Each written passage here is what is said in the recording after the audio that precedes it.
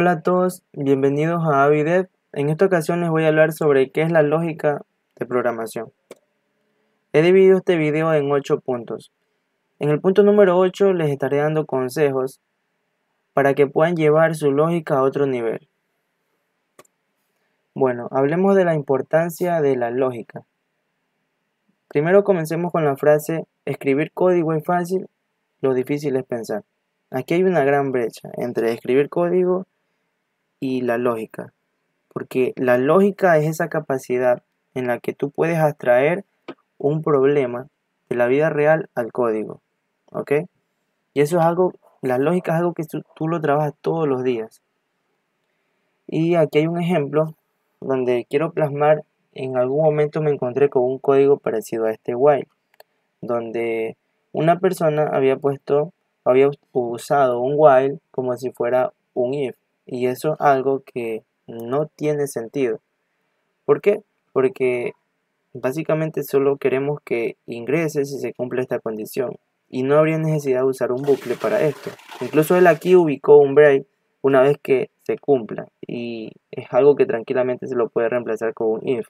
Y esto por eso lo señalo como la forma correcta y lo haga como la forma incorrecta. Y estas son cosas que pasan cuando no tenemos una lógica clara. Por eso siento que todos estos puntos que les voy a hablar les van a servir para que tengan una lógica, una buena base como lógica. Primero, las variables que son tan nombradas, y es con lo primero que nos encontramos cuando aprendemos a programar. La he dividido en string, que puede ser un nombre, puede ser cualquier cosa que esté dentro de un texto. Los booleanos, que pueden ser true o false. Double, que guardan decimales como la estatura. Integer, como un entero, edad. Y aquí también ubiqué una lista. En este caso tengo una lista de string con lenguajes de programación, que esto pudo haber sido tranquilamente, si ahondamos un poco más en el tema, nos vamos a estructura de datos, nos vamos a encontrar con grafos, árboles, pilas, colas, que eso es un tema un poco más avanzado para este punto. También puse un mismo ejemplo, pero lo puse con lenguaje Python, dejando claro de que la lógica no depende del lenguaje de programación. El lenguaje de programación es un complemento a la lógica que tú ya tienes. Condicionales. Las condiciones las encontramos todo el tiempo, cuando tenemos que hacer una validación, cuando queremos que si algo, queremos control, queremos que si pasó esto, si se da esta acción, realizar esto. Entonces, por eso son las condiciones. Nos ayudan a controlar qué acciones va a realizar el código y qué acciones no. Los bucles. En este caso tenemos dos bucles que hacen lo mismo. Uno tiene un for y uno tiene un while. Este bucle lo que hace es imprimir la tabla del 5, del 1 al 10. Y el de acá hace lo mismo. Y si me dicen cuál usaría y cuál uso, siempre uso un for y un while. Uso un for cuando yo ya sé de antemano la cantidad de vueltas o la cantidad de iteraciones que debería dar el bucle. Y uso un while cuando no sé qué cantidad de veces debería iterar. Funciones. Las funciones son una forma en la que podemos dividir nuestro problema en partes más pequeñas. Este es el caso de una calculadora. Yo acabo de dividir las 4 operaciones básicas en funciones. Función sumar, restar, multiplicar, dividir. ¿Ok? Y este está en lenguaje TypeScript. Bueno, hablemos sobre programación orientada a objetos. Para mí la programación orientada a objetos, cuando tú sabes programación orientada a objetos, tú ya tienes la capacidad de abstraer un problema de la realidad al código. Porque de eso se trata, ¿no? De eso consiste la programación orientada a objetos. Aquí acabamos de abstraer el problema de un rectángulo, definiendo la clase rectángulo y con las propiedades que tiene un rectángulo, que son la base y la altura. Tenemos un constructor, tenemos sus dos métodos que pueden ser calcular área y también el método calcular perímetro. ¿Okay? Y esto de aquí está en lenguaje Java.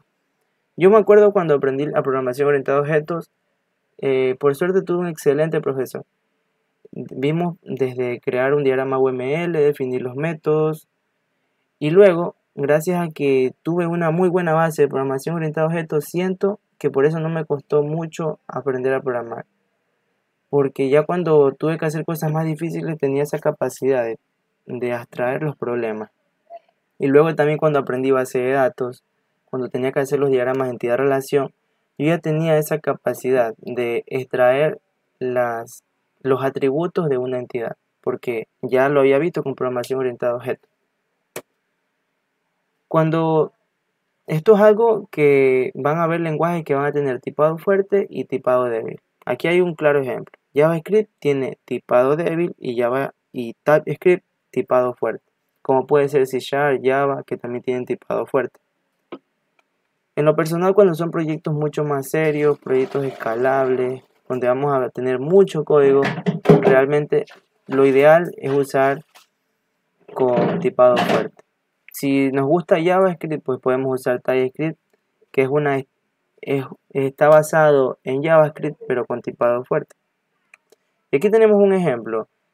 Miren, X empieza siendo un entero, luego cambia a string y luego pasa a ser un booleano. Y eso es algo que no estaría bien, porque ¿cómo yo garantizo que una variable edad siempre va a ser entero? Y esto es algo que no pasa con TypeScript o con otro lenguaje de tipado fuerte, porque yo aquí lo declaro como number y si yo le paso un string, automáticamente me va a botar un error. Y también tenemos que tener, nuestra lógica debe tener claro de que debemos separar, o sea, todo un programa no va a estar dentro de un solo archivo, sino que va a estar en diferentes archivos. Y para eso vamos a tener que tener la capacidad de importar y exportar. No siempre se debe exportar. Hay lenguajes que lo hacen por defecto. Por ejemplo, Python, tú defines una función en Python y la exportas y ya está, y se puede, y no hay necesidad de poner un export como TypeScript o JavaScript. En este caso exporto dos funciones del archivo funciones matemáticas y en el archivo index.js yo las estoy importando, ¿ok? Y también las estoy utilizando y aquí en comentarios pongo cuál sería el resultado. Conclusiones. Que la lógica no depende del lenguaje de programación. Por eso traté de usar diferentes lenguajes de programación para poner los ejemplos. Porque el lenguaje de programación solo es una herramienta, nada más. La lógica es lo que nos caracteriza a los programadores. Y bueno, ahora sí les voy a dar un par de consejos porque el código es algo que no solo lo debería entender la máquina, sino que tu equipo de trabajo o tus colegas. Y cuando no escribimos código sin usar nomenclatura, pues es un código que no tiene un patrón, es un código que no se entiende. Miren, aquí les voy a hablar sobre tres formas de escribir, tres nomenclaturas. Camel case, en lo personal es la que más uso. Se consiste en escribir la primera palabra con minúscula y la siguiente, cada que empiece una nueva palabra con mayúscula, tal como se escribe aquí. Pascal case, cada que empiece una palabra, empieza con mayúscula desde el principio. Snake case, esta nomenclatura es la que más utilizan la gente que programa en Python, que cada que empieza una nueva palabra, se divide con un guión bajo. Ahora, los principios SOLID, estos son unos principios que van a hacer que nuestro código sea escalable, que pueda ser mantenible y que pueda ser testeable. Así yo lo resumo. Los patrones de diseño a veces no es suficiente tener una buena lógica, sino que tenemos que basarnos en ciertos patrones para resolver ciertos problemas. Yo en lo personal, los patrones de diseño que más uso son singleton, repository, otro patrón que sería strategy, factory, ¿ok? Entonces cada uno de estos temas que les estoy hablando dan para hacer un video, por eso solo los toco por encima.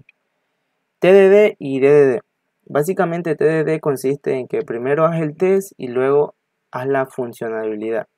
Si yo hago la función sumar, primero hago el test que va a validar que mi función sumar haga lo que yo espero. ¿Ok? Eso es una forma de escribir código que me hace seguridad como programador de que funciona. Y DDD es básicamente diseñar en base a las reglas del negocio. ¿Ok? Yo no voy a diseñar un software en base, cuando hablo de diseño me refiero a cómo yo creo las clases, el diseño no de interfaz gráfica. Incluso DDD significa Domain Driving Design, ¿ok? Entonces yo no me voy a diseñar en base a la base de datos, sino a las reglas del negocio, a la necesidad que tiene ese negocio, esa empresa, ese cliente. Y arquitectura es un tema que me apasiona mucho, la arquitectura de software. En lo personal, estas son las arquitecturas que más uso.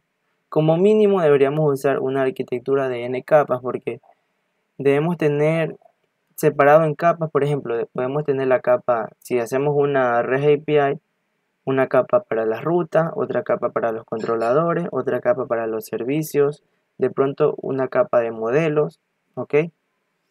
Una desventaja es que hay mucha dependencia en este tipo de arquitectura. Como arquitecturas como la hexagonal no tienen eso. Yo uso hexagonal con vertical slice, porque de esta forma no tengo que depender de una clase. Aquí se usan estos principios que yo les acabé de decir: patrones de diseño, solid, TD y DD. Estos tres tú lo unes con hexagonal y vertical slice y tienes un software de calidad. Y bueno, espero que investiguen sobre estos temas que les acabo de dar y que los pongan en práctica. Y déjenme en los comentarios si quieren que le hable de alguno en específico o un tema de acuerdo a su preferencia. No olviden de suscribirse y seguirme en Facebook como AviDev. Cuídense. Chao, chao.